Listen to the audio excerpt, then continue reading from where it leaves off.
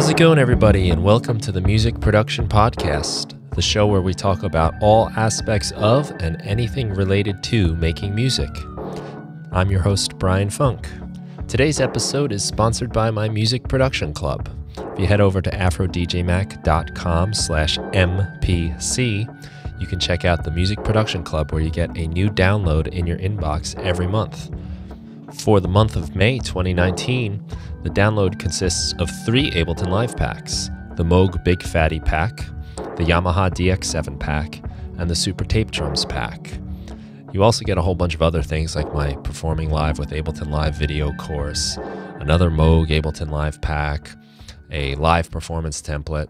It's the best and cheapest way to keep up with my work. Check it out, the Music Production Club, AfroDJMac.com/MPC. Okay, on today's episode of the podcast, we're going to talk about some things you can do when you're not inspired or you don't have any ideas. And I'm calling this show 10 Things to Do When You Don't Have Any Ideas or You're Uninspired. The truth is, there may actually be a few more than that. It may branch off a little. But I read somewhere online that if you give things a list, a numbered list, like 10 things to do when you aren't inspired, it may persuade people to click on it and listen or read because they want to know if they know all 10 things. I guess that's clickbait. If you've clicked on this or are listening to this because you want to know if you know all 10, I apologize for clickbaiting you. But this is, I guess, the world we live in, right? But I promise you, this should be useful. And the reason I think it's useful is because I'm really doing this for myself. And in fact, this episode is in a way me trying to do something when I don't have any ideas and I don't feel inspired. So about, 3-4 weeks ago, I started to feel sick, got a cold, and it really impacted my workflow. I just didn't feel like making music. I didn't feel good. And when you don't have your health, you really don't want to do certain things. And making music was challenging, and doing this podcast and all the things I do seemed like a lot, and I just wanted to rest. Unfortunately, as I got better, I didn't really get back on the horse and keep going. And I've noticed that this has been getting me down and stressing out about it. And it's taking a toll on my self-worth. And I guess that, although it sounds kind of sad, is a good thing. It's a motivational thing, and maybe you can relate to it too if you're kind of like passionate about your work or inspired as an artist or whatever you do. When we're not doing it, it really takes a toll on us. So what can we do? So I made a list of things that I'm going to personally do and work at and try to get going with. And I thought I should share this with you. And in the process of sharing it with you, I'm also doing something and getting back on track with my work. So it's kind of a fun way of serving everybody, myself included. So the first thing I just want to say is try not to break the habit or the ritual. I imagine you probably have some sort of routine with doing your music, and if you don't, it might be a good thing to set up, where maybe you do it a certain time of day or every Thursday, Friday, and Wednesday. Whatever your routine is, doesn't matter, but try not to break that. Try to keep showing up. And even if it's not making a track or recording or writing a song, there are some other things you can do, but try to keep showing up. If you need to, take a day off. There's nothing wrong with that, and don't beat yourself up about it. But try not to let it linger too long. Get back to work as fast as possible. So here we go with the list. I think these are actually 10 things. The first thing is try collaborating. Get involved with someone else. Make music with someone else. Contact a friend, have them over. This is really a powerful thing, and for me, it works every time. You get together with another person and you start sharing ideas. Or it could be on the internet too. Seek out other people. There's always someone out there. Collab, bro. Collab with that bro this time. Actually do it. Maybe hit up some people that are working on projects, ask if they need anything, or put your project out there and see what happens. But try to work with other people. I think in person is really more inspiring because you get that energy. But if you can't do that, do it online. But do it. It's a really great way to get back into things. But we're going to talk about when we don't actually feel like doing anything. So let's find things we can do. Number 2 is fill the well. And what I mean by fill the well, Try to do things that will make you inspired as an artist. Have experiences that will make you want to create again. That might mean just going for a walk, doing something that you don't normally do, going to the beach, going somewhere out of your normal space or comfort zone. Break up the routine and you'll see things differently. Your awareness will be a little more tuned in because it's not your normal situation that you're always involved in. That could also mean, listening to music is really big here. Listen to as much music as you can. I'm sure once you start that, things inspire you. Things start, striking chords with you. I especially recommend maybe some new genres and try to see if there are things you can pick up from that. You can read books, watch TV, but for all of these things, don't just do it as a procrastination type of thing. Do it intentionally, where you're looking for ideas. You're looking for new thoughts, new approaches. Maybe if you are watching a movie, do it with a pen and paper in hand. Maybe there's a good line in the movie. Maybe there's a theme. Maybe there's some kind of symbol in there that you can take, write it down, and use that for the next time you actually do sit down to do some work. Having a nice collection of thoughts and ideas is a great way to get things going when you first sit down to make some music. Number 3, collect new sounds. Try to get some sounds that you find inspiring. This might be sampling records that you find interesting, that diving into your collection and looking for new things that you can use. This might mean going through the presets on a virtual synth and favoriting, is that a word? Favoriting your favorite presets, making a note of them, save them somewhere where you'll know where to find them. Look through your sample folders. So there's some cool sounds, some cool drums you might want to use next time. Maybe sort of like organize these things together as like a set of ingredients you can use for the next time you make music. Odds are, if you're like me, I get inspired by sounds, so it might actually get you into the flow of making music anyway, because you start playing around with the sound, it sort of sucks you in. This is a really nice way to kind of get back on track, is to look for just interesting sounds, collect them, organize them, put them somewhere on your computer where you can find them. I recommend maybe using Ableton Live's collections. You get 7 collections in there where you can sort of favorite your presets. Maybe make one called, I have one called Try Me, and this is just a set of things that I want to try in the future. And it's been really handy when I'm kind of dried up with ideas. Number 4, organize your space. So if you're not in the mood to make music, make it easier to make music the next time you're going to do this. So clean up, put the wires away, put the microphones away, put all the junk away in its place. Make a nice, clean, open space for you to work on. Maybe pull out some other pieces of gear, cycle through things. Sometimes I have instruments or MIDI controllers that I haven't used in a while, and when I take them out, I come to my music making in a fresh way. It's like, oh, wow, I haven't played this keyboard in a while, and it's got its own kind of attitude, or this guitar makes me play a certain way. By organizing your space and maybe changing the setup or where you're sitting or whatever it is, you can sometimes get a fresh perspective on things.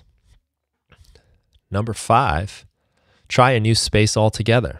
It's one of the beauties of our time, is that much of our music making, especially if it's Ableton Live, something like that, a DAW, you're doing it on a laptop. So bring your laptop somewhere else, a different place in your studio or your house, or take it to a coffee shop, go to a park, go somewhere new, just where things are different and fresh. As far as playing instruments go, bring your guitar somewhere else. I've been pretty surprised to find that even just the reverb of a certain place can be enough to inspire me. If it's, maybe I'll go to like a big open room and just the way the guitar sounds there makes me want to play it more. Little things like that can actually do a lot for sparking some new interest. So instead of going to the same spot all the time, try somewhere else just for an experiment. Maybe even bring a different set of instruments, or keep it simple and just bring one thing. You think you'll have a lot of fun with that. Number 6, watch some videos of other artists in their work zone. So with YouTube today, there's so many cool videos of artists showing their workspace, showing their workflows, how they do things. There's plenty of tutorials out. I really like the Fact Magazine Against the Clock challenge. It's a 10-minute challenge where producers put a timer on and have to try to make a track in 10 minutes and do whatever they can. And it really reveals how they work. You get to see the approaches they have. They tend to, I would imagine anyway, fall back on some of their best workflows and strengths, and they use that to make some music. And I've been inspired quite often by these, by just watching how they maybe create a sequence on a synthesizer or start off by beatboxing and then building off of that. You can really learn a lot from the sort of pressure field moment of these Against the Clocks. But there's plenty of other things out there too, where you can see people's workflows. I think that's a great way to try to improve your own experience, because now you have some other new things to try. Number 7, looks like we are going to come up with 10 for this. Number 7 might be, speaking of videos, watch a tutorial, learn a new trick. But don't just watch things and watch things and watch things. Again, to go back to one of the earlier tips, do it intentionally. Decide, I want to learn how to do this. You're learning a new trick, a new technique that you can use in the future. It might be you want to learn a new plugin or figure out how to use some feature on something you have, or exploring some piece of gear maybe that you haven't gotten the most out of yet. But make it an educational experience. And like I said, don't be so vague where you're just going to learn a bunch of things. Be very specific and intentional. Pick something, figure it out, learn how to do it, and then try it. It doesn't even have to be in an actual track. It might just be in a little experiment, kind of like a little assignment for yourself, where you're going to figure out how to use like the sync functionality on the oscillator of a synthesizer. You're going to learn about side chaining a gate to make some cool rhythmic patterns or something like that. And whatever it is, it doesn't matter. But pick one thing and then do something with it. And sometimes these little experiments wind up being the basis for new tracks. And if not, save the project, maybe resample it, convert it to audio, and put it aside in kind of your bag of tricks or that collection of sounds that you made in one of our earlier steps. And then you have it for when you are ready to make some music. Technique number 8. Try a new form of art. Try to express yourself in a different way. Put music aside for now. Paint something, draw something, sculpt something, knit, whatever it is you want to do. Learn how to do something new. It might not even be artistic, but try to do something fresh that gets your brain in this like beginner mindset. I find that when I try new things and once I start to understand them a little bit, I really start to see the connections. I see how maybe painting is a lot like making a song, where one of the examples I like to use when I'm talking about mixing is you want to spread out the frequencies in your mix, right? And if you try to make everything bassy and everything sound huge in your track, it's kind of like putting all of the elements in your painting in the left-hand corner. You got to spread out the painting. You got to put the house over here, the sun over there, the cloud over there, the tree over here, so that everything's not so cramped. And you got to do the same thing with your sounds. There's this kind of interesting thing that happens as you learn new things, where you start to see the connections with the things you already know. And I think it deepens your understanding. I've definitely become a better musician by doing other activities. Sometimes it's sports or games or exercise or painting or, like I said, or drawing. You start to see like how the concepts overlap. And I think that really helps you understand things on a much more intuitive level. Plus it's fresh, it's different. And I think when you're doing something new for the first time, you're not as critical. You're not so hard on yourself if it doesn't go right. And then you can sort of take that mindset back to your music. I know I can become really critical with music, for instance, because I do it so much. When it doesn't come out right, when I struggle, I think to myself, what the hell's the matter with me? I've been doing this for most of my life. Why can't I get it right now? But when I do a new activity, I'm much more forgiving, and it's easy to bring that sort of mindset back to making your music. Number 9, maybe reevaluate your goals a little bit. Perhaps you're not feeling inspired or you're not excited about what you're doing because you're not enjoying the actual goal. the journey you're on isn't so fun because you're not happy about where you're going to wind up. Maybe you've gotten tired of the particular genre you've been working in and it's time to do something new. Maybe you want to focus on a different aspect of making music. Maybe you're into songwriting more so than actually producing and recording, or maybe you're more into arranging. Maybe you're more into just playing your instrument. Sometimes we can use our lack of inspiration as an indication that maybe we're not following the path we are meant to be following or that we actually want to be following. I think write it down. Write down what you're doing, what you're striving for, and maybe even rate it. How excited are you about it? And have that on paper just to see. It can be helpful. So reevaluate your goals. And number 10, the last one we'll say for today, is study a song you love. Learn how to play it. Study its arrangement. Notice the best elements. What are the sounds you like the most? What moments are the most exciting? Where do you get the chills? Try to figure out why you get those chills. And if you write these things down in just their abstract forms, like its arrangement is this long, or it's this tempo, or it's really exciting after the bass drops out and that weird sound comes in. When you start writing things down like that, you can then take those abstract ideas and apply them to your song. So when you get excited to make a track, you can look at your list of ideas you can use in your song that you've borrowed or noticed in songs that you already love. It's great to have a running list of these, much like it's great to have a good list of ideas that you got maybe from filling the well. This is another form of filling the well, I guess. But I'm saying in a more focused way by picking songs and music you really like. Well, there you have it. 10 things to do when you're feeling uninspired. I hope that helps a little bit. It's kind of helped me to do this podcast myself because I do feel a little bit accomplished in having gotten something done.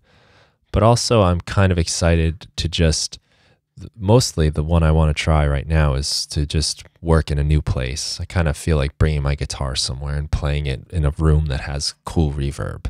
Just enjoy playing the guitar. I'm not even going to think about recording or writing songs. I'm just going to play the instrument and enjoy it for what it is.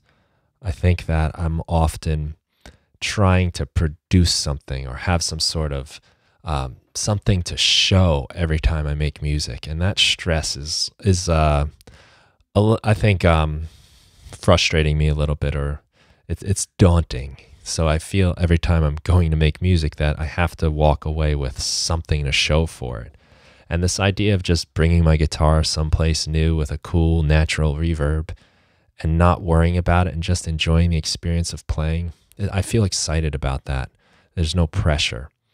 And of course, if something comes along, I'll try to capture it, but that's not going to be the point. That will just be some lucky coincidence. And if it works out, it works out. If not, at least I had a good time playing my instrument and enjoying it. And I think maybe that's maybe this is bonus one, right? Bonus number 11 is make some music or do whatever you do without the intention of having something to show for it or getting something done or crossing something off your to-do list. Just do it for the fun of doing it.